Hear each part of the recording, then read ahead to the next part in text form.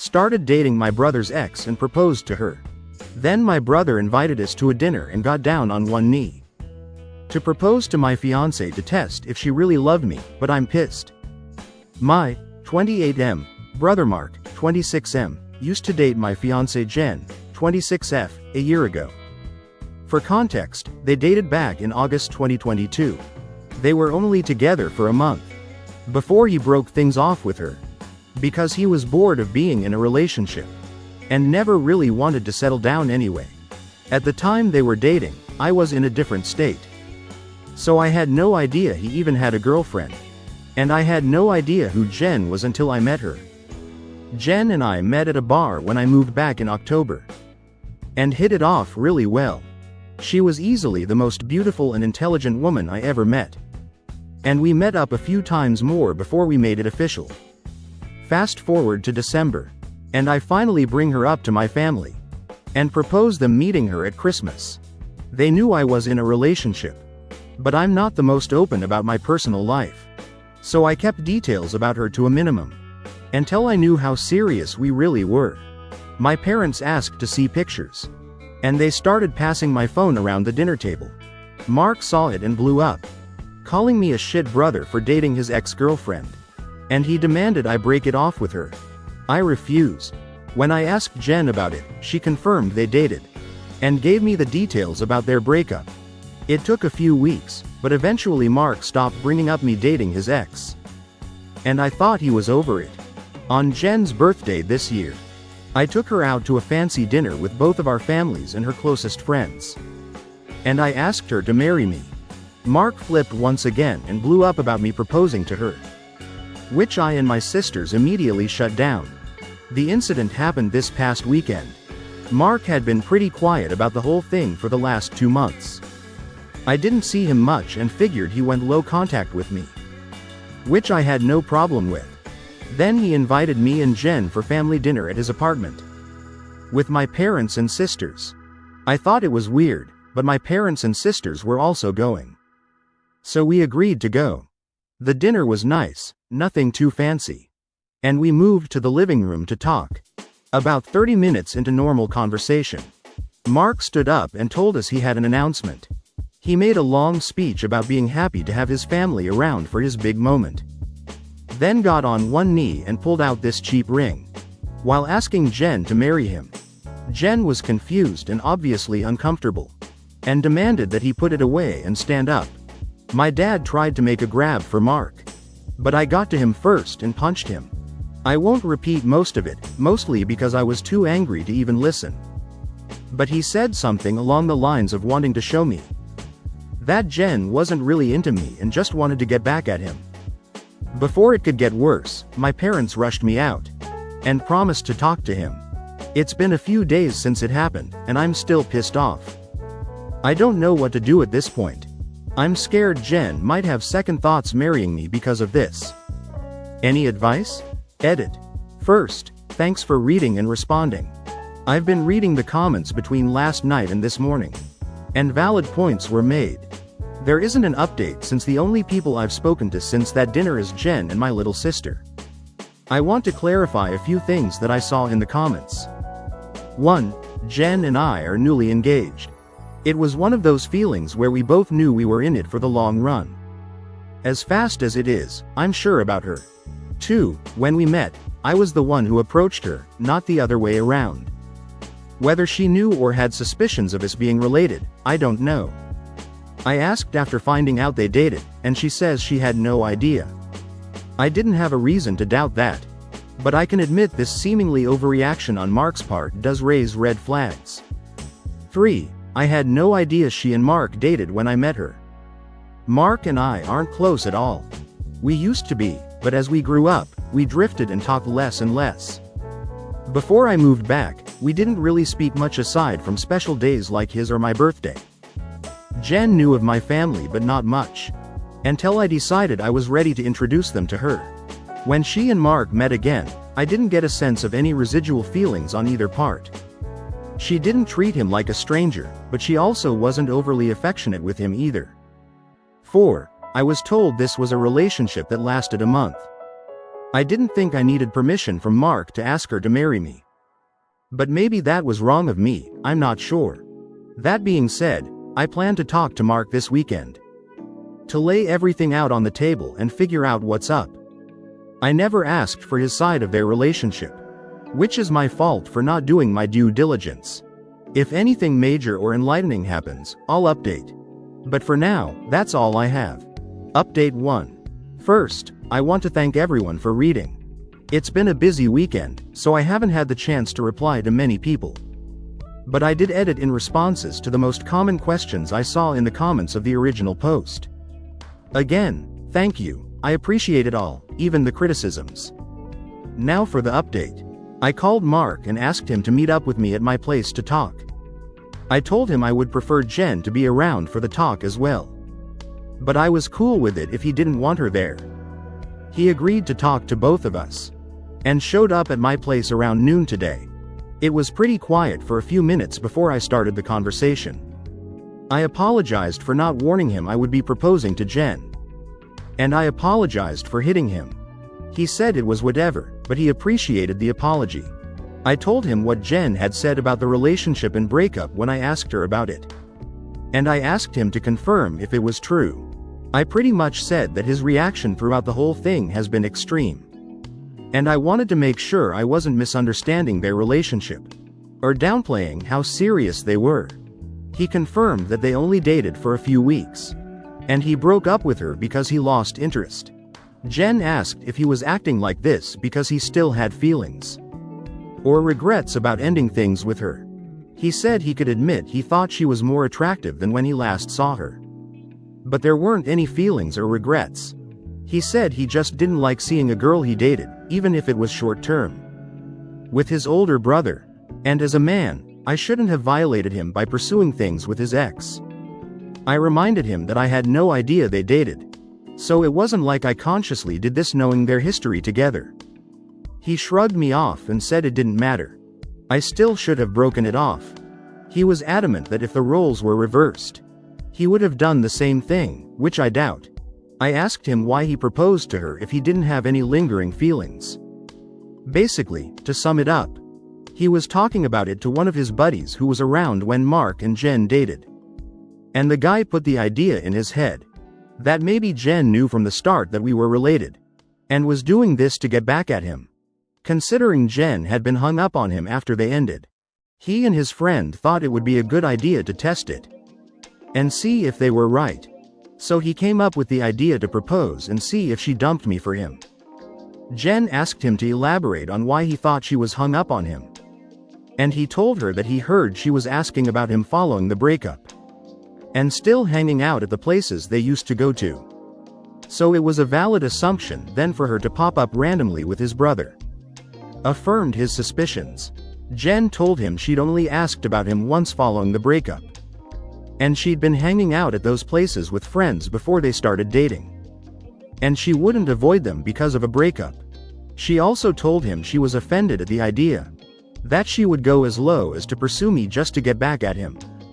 He shrugged and gave her a half-ass apology, but said she had to see it from his point of view. He asked her if she really didn't know, and she told him that she didn't see the resemblance in us until we were in the same room. And we act nothing alike, so it never crossed her mind. And he said okay. That pretty much wrapped up the conversation.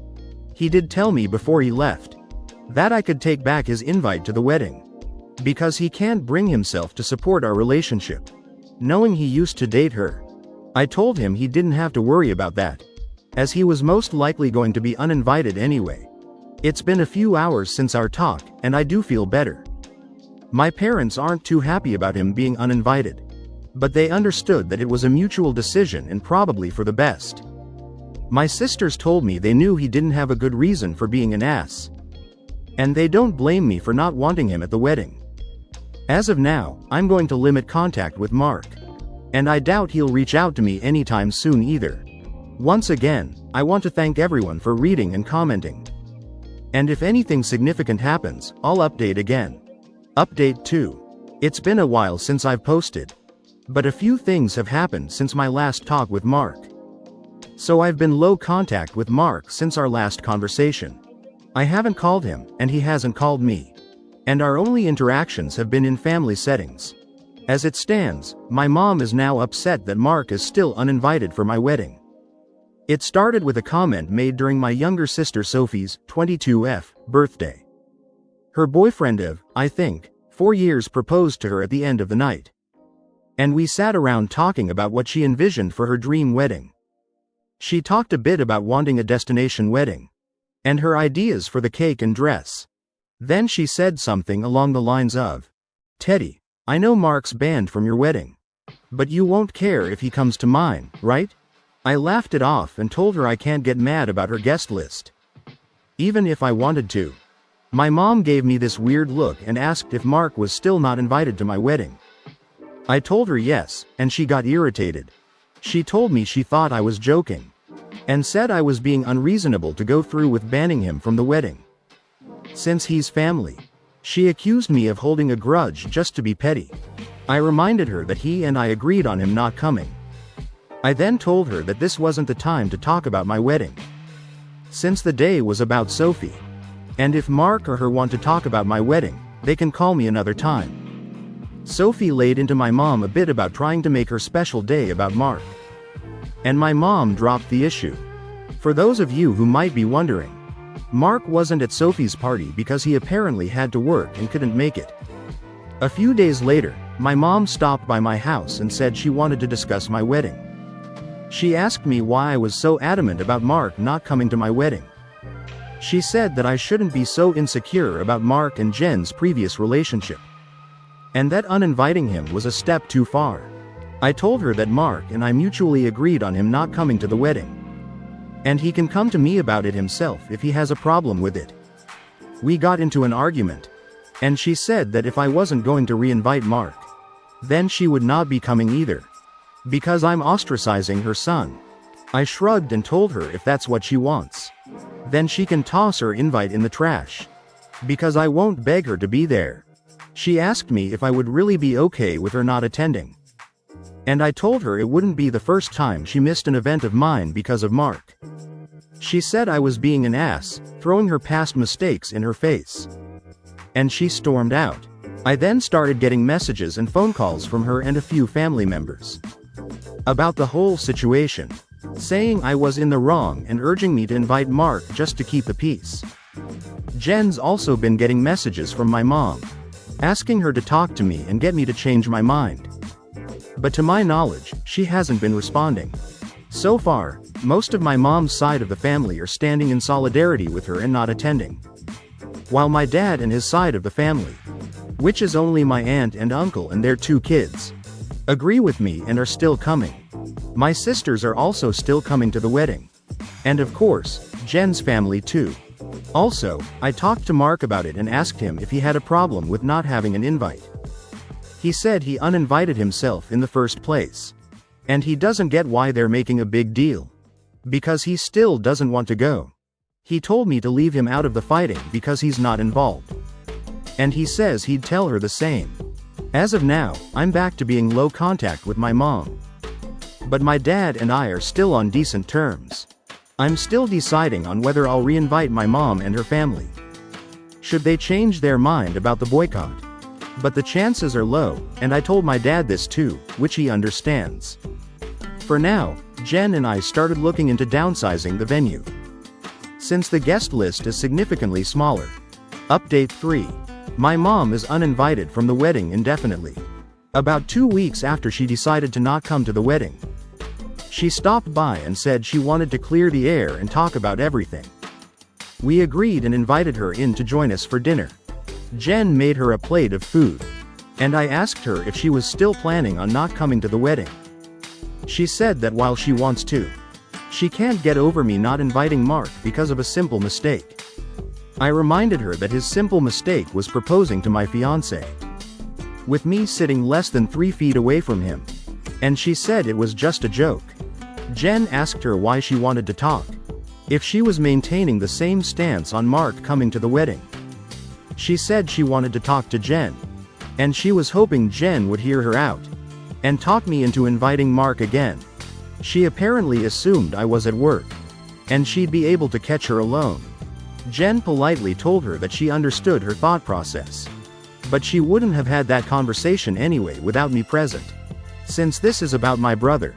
My mom made a comment somewhere in the lines of Jen being spineless and unable to have a conversation without me thinking for her, which started a pretty heated back and forth between the three of us.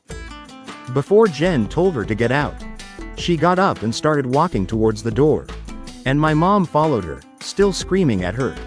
By this point, she's yelling about her tearing our family apart. While Jen was unlocking the front door, my mom grabbed her hair and pulled her to the ground, still screaming. She hit her and tried to claw her face, and I dragged her off of her and threw her outside. She banged on the door for a few minutes, while I made sure Jen was okay, before she left and called both of us repeatedly. When I was sure Jen was okay, I texted my mom and told her not to bother reaching out again, because we'll never speak to her again. I called my dad and sisters and told them what happened too. My dad was surprised and tried to make excuses, saying she'd been stressed about this whole situation for a while.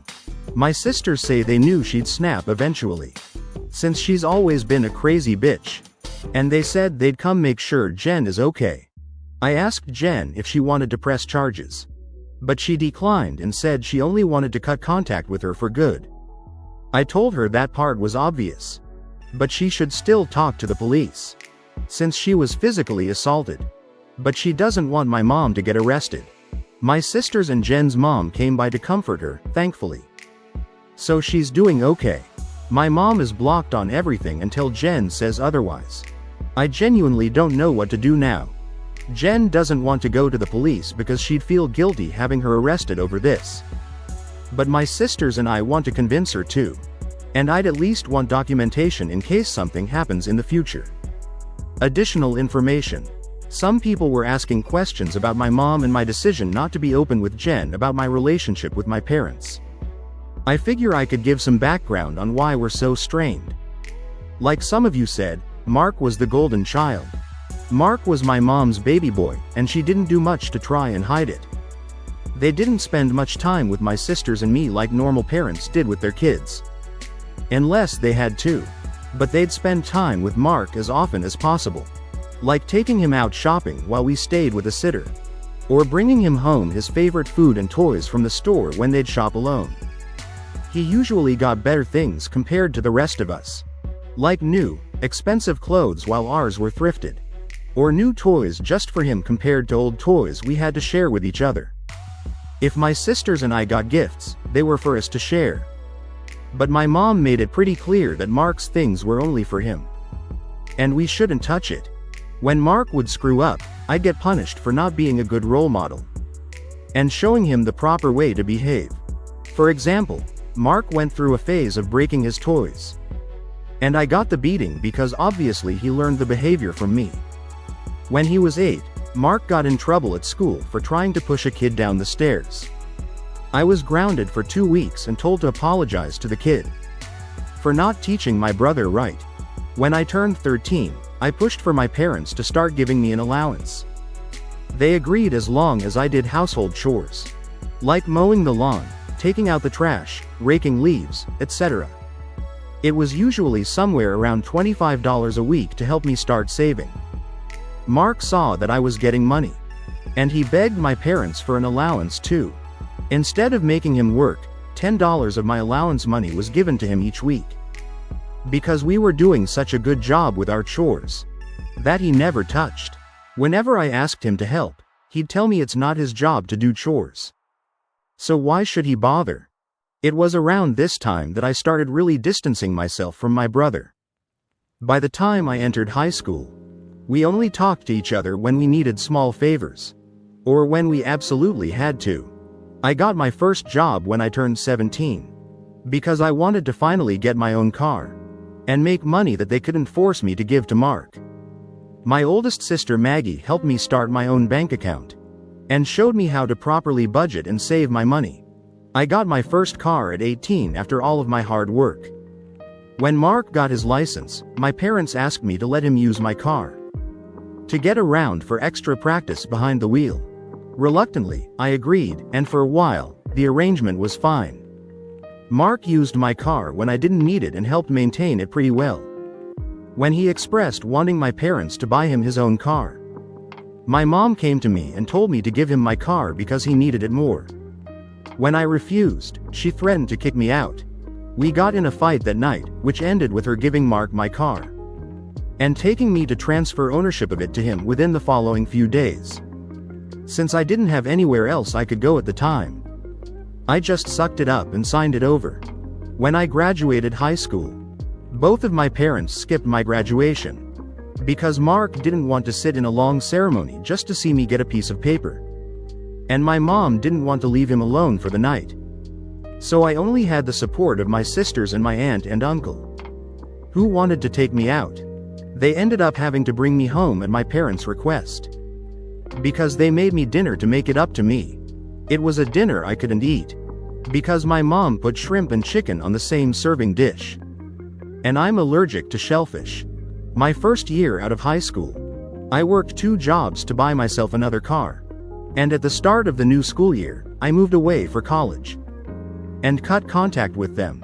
They, mostly my mom, tried to reach out for the first few months via social media and Sophie. But I never responded. And I told Sophie she would be cut off too if she kept trying. When she couldn't get to me through Sophie, she tried going through my older sister Charlotte and a few times through Maggie and Mark. Until I threatened to file a restraining order for harassment. It was a bluff because I had no idea how to do it. But it managed to scare her off. And the most I got from her was happy holiday texts over the years. Around the time I moved back, Charlotte told me they had been seeing a family therapist at Charlotte's request. And my parents wanted to apologize for their treatment of us. I was hesitant, but I agreed as long as they would be genuine. And the reconciliation process started when I moved back home. That doesn't even scratch the surface of everything they put me through. And it took a lot for me to even begin to let them back into my life. When I met Jen, I wasn't sure where my relationship with her was going, or where my relationship with my parents was going. I didn't want to mention my family at all, mostly because I was ready to cut contact again if I needed to. Jen was understanding of it being a sore subject and didn't press for more. I hope this helped shed some light on some of the questions I've been seeing pop up.